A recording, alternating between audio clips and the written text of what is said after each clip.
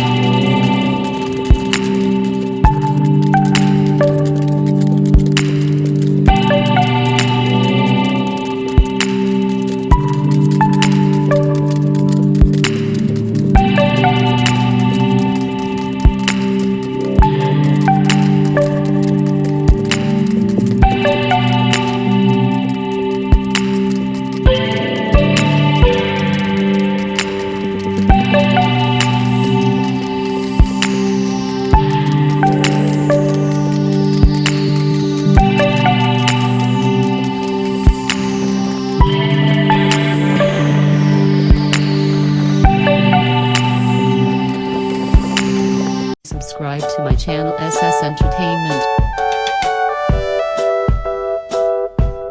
and press the bell icon for latest update.